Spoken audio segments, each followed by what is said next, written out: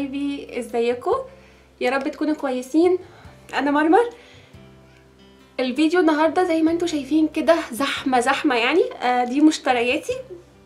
جبت مشتريات للمطبخ وكمان جبت مشتريات للبيت، يعني لان البيت كان محتاج. كان بقالي 3 ايام ما نزلتش عشان الشتاء بقى والجو برد وكده، فاضطريت انزل عشان زي ما انتم عارفين بقى البيت يعني طلباته ما بتخلص. المهم فمش عايزاكم يعني تتخضوا خالص. بصراحه اترددت قوي في لما اعمل الفيديو ده، مش عارفه ليه. حسيت ان انتوا هتقولوا لي ملوش لازمه، بس قلت لا، هشارككم الفيديو، يمكن حد يستفاد باي حاجه، او يمكن افكر حد فيكم بحاجه كان ناسيها فينزل يجيبها على طول. يلا بينا نبتدي. بصوا حبايبي، انا دلوقتي هوريكم حاجه المطبخ، تمام، وبعد كده هوريكم حاجه المنظفات. اوكي، فيلا بينا نشوف حاجه المطبخ. بصوا حبايبي، هي دي حاجه المطبخ او حاجه الاكل يعني بتاعتي، ان انا دايما بحبها وعلى طول بجيبها وما بستغناش عنها، وكل ما تخلص لازم اجيب الحاجات دي، بحبها جدا يعني. تمام، اول حاجه الخس ده، تمام. دي خس انا جبته علشان اقطعه مع السلطه، وكمان حلو قوي برضو لسولي، يعني لان سولي الفتره دي ما بيشربش ميه بسبب الشتاء وكده، فحلو قوي لو كل حاجات زي كده. تمام، انا ان شاء الله هقول لكم في اخر الفيديو انا جبت الحاجات دي منين، وكمان هسيب لكم كل الاسعار تحت في الديسكريبشن بوكس. تمام، فمش عايزاكم تقلقوا خالص. دي اول حاجه. تاني حاجه انا هتكلم كده يعني بطريقه عشوائيه. اوكي، دي علبه فلفل مخلل حراق جدا، انا بعشق المخلل، بموت فيه. دي من ماركه مخللات شهيه، اسمه فلفل مكسيكي. تمام، الفلفل ده انا بموت فيه، ما بعرفش اكل غير يعني، ولازم مخلل على الاكل. اللي ما جربوش يجربوا، واللي بيعشق المخلل يجيب النوع ده، هيعجبه جدا. بعد كده جبت ماجي اللي هي فاين فود، المكعبات بتاعت ماجي اللي هي مرقه اللحمه. تمام، ديت علبه وكان عليها خصم 15%.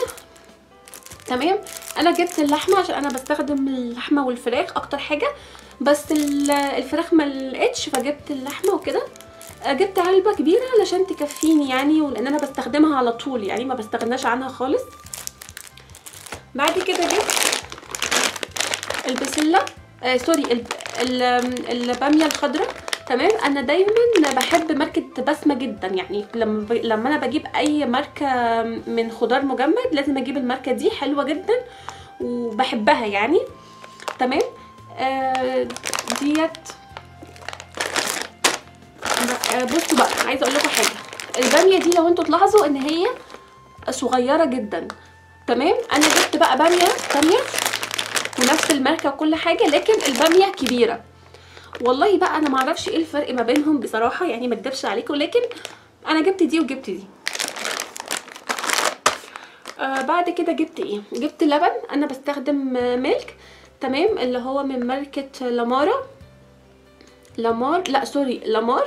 انا بحب الماركه دي جدا وبجيبه على طول لسولي وكده ولينا في البيت.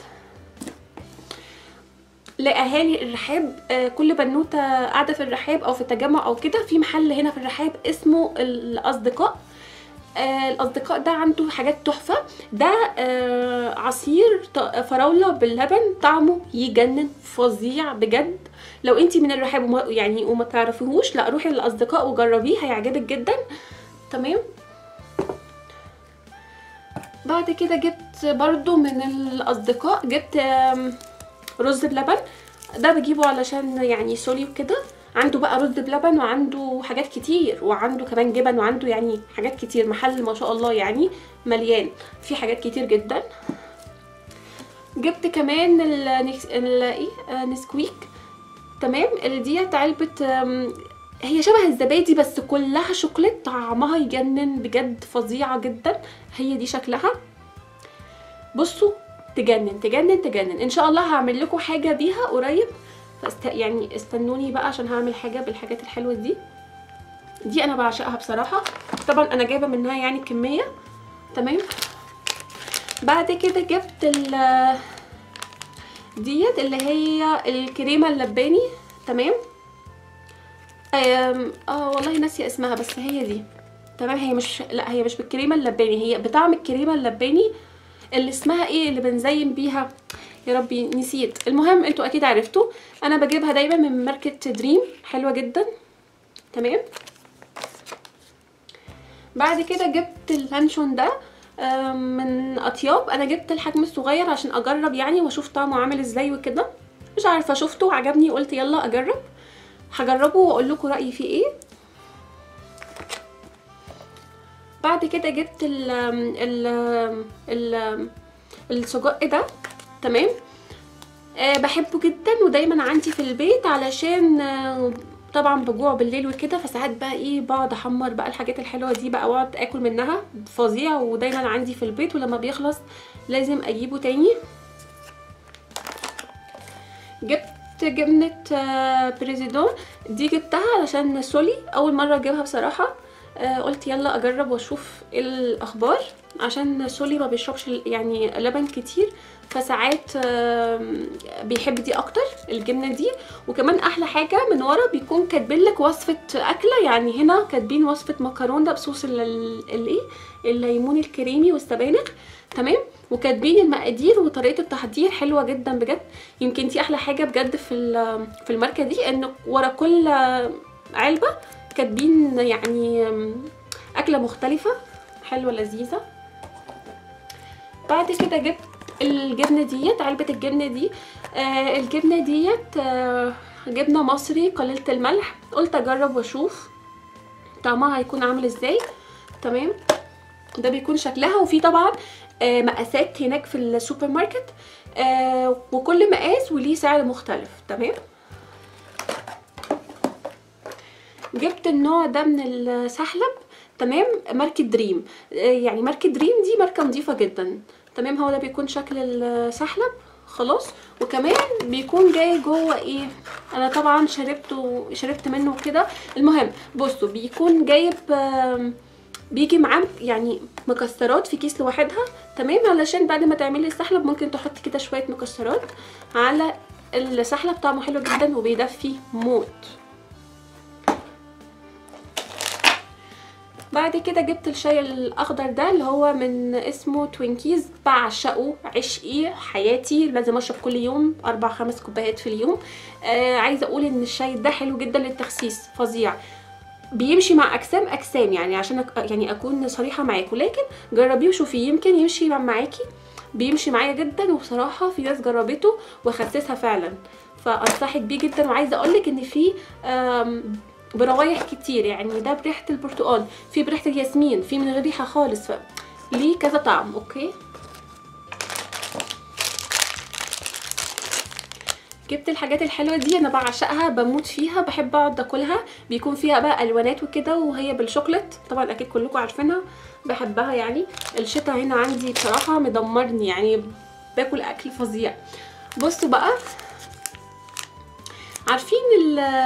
عارفين ديت، لو تاخدوا بالكم هي قديمه جدا، اسمها بونتي تقريبا او بونتي ايس كريم. المهم انا اسفه جدا مش عارفه انطق اسمها صح، اوكي، فمش عايزه حد يقلس او يقول لي اي حاجه بليز ارجوكم. المهم ديت معروفه ان هي بتبقى شوكليت وجواها جوز هند، لكن الجديد بقى منها، الجديد ان هي بالايس كريم. ايس كريم فظيعه بجد، يعني جيبوها وجربوها هتعجبكم جدا. انا لما جربتها عجبتني جدا، وفعلا الايس كريم بطعم الجوز الهند والشوكليت فوق الخيال. جيبوها وعلى ضمانتي وهتعجبكم جدا، انا جايبه منها اصلا كتير يعني، حلوه جدا. واخر حاجه جبتها الفراخ. انا دايما بشتري الفراخ بتاعتي بالشكل ده، يعني بجيبها كده من عند السوبر ماركت او من عند الجزار يعني. تمام. بس حلوه وبتكون بالشكل ده، وبتكون نظيفه جدا زي ما انتم شايفين، ومقاس حلو يعني، ما بحبش المقاس الكبير قوي، لا بحب المقاس يعني الوسط الكويس. ونسيت اقول لكم ان انا كمان جبت البسله من برضو ماركه بسمه. تمام، انا قلت لكم ان انا بعشق يعني الماركه دي، البسله بالجزر. اوكي، بس كده حبايبي، هي دي كل حاجه المطبخ او الاكل بتاعي. يلا بقى بينا نشوف حاجه المنظفات ايه هي. ودلوقتي حبايبي دي حاجه المنظفات. تمام، يلا بينا نبتدي. اول حاجه عايزه اوريها لكم، ده مسحوق الغساله بتاعت الاطباق، اسمه فينش. ده كان عليه عرض، الاتنين دول كان عليهم عرض. تمام، طبعا انتوا شفتوهم قبل كده في فيديوهاتي، بس انا حبيت اعرفكم ان هو عليه عرض حلو قوي. لو انت حبيتي تاخديه تروحي بقى السوبر ماركت تشتريه. بعد كده جبت الاكياس ديت اكياس بتاعه السندوتشات. تمام، حلوه جدا وبرده كان عليها عرض. خلاص، كمان جبت الاكياس بتاعه الزباله. تمام، اكياس القمامه، يعني قمامه الكلمه الكبيره دي، المهم اكياس بتاعه الزباله. تمام، برده كان عليها عرض. تمام، وجبت علبه مناديل. انا بحب قوي الفاين، بحبه قوي وناعم جدا بجد. انا بحب جدا الماركه دي، جربت ماركات كتير بس دي اكتر ماركه بصراحه بتعجبني جدا، يعني برتاح لها نفسيا. وجبت ورق الالومنيوم. تمام، ده انا بجيبه علشان طبعا الاكل بغلفه بيه، وكمان علشان بحطه على البوتاجاز فلازم يكون معايا في البيت يعني.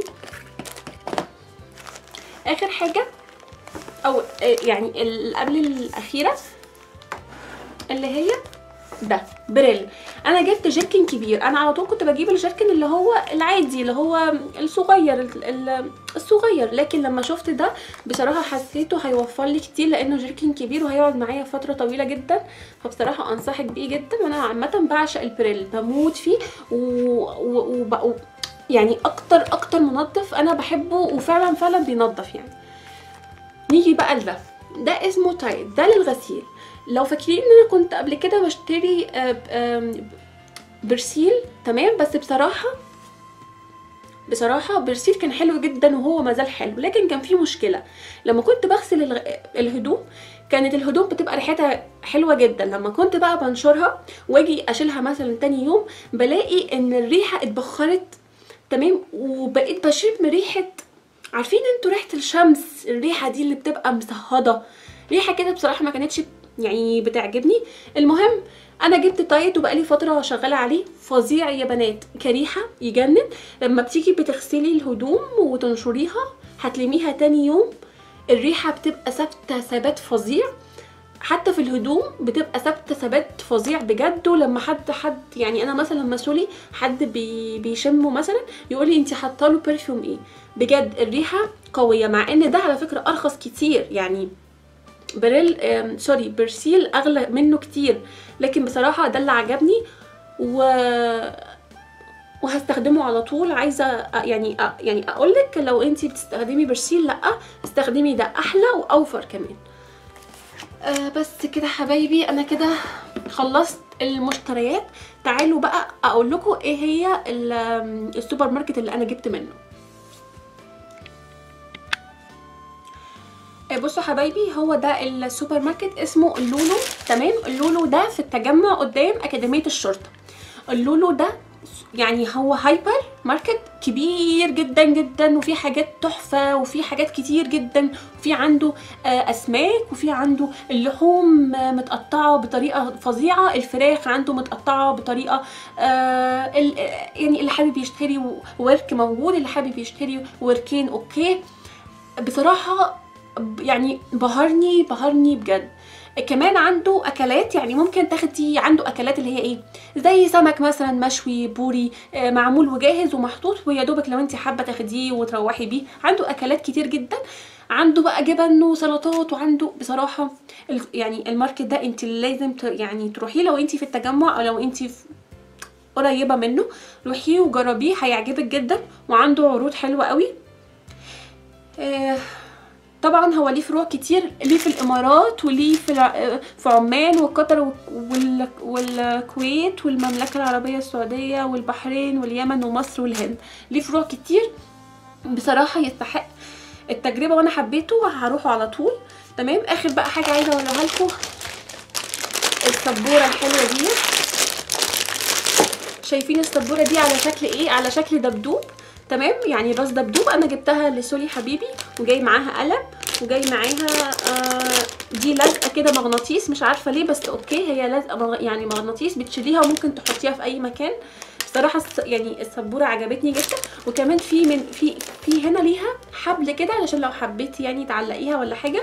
بصراحه حلوه وجميله. وكمان الماركت ده عنده لبس اطفال حلوه قوي بصراحه، شامل كل حاجه. يا ريت تروحي وتجربيه. بس كده حبايبي، هي دي كانت كل مشترياتي.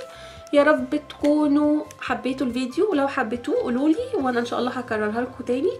واشوفكم ان شاء الله في فيديو جديد. وما تنسوش اللايك والشير والسبسكرايب، وما تنسوش تشتركوا في جروبي على الفيسبوك، هسيب لكم تحت اللينك. وباي باي.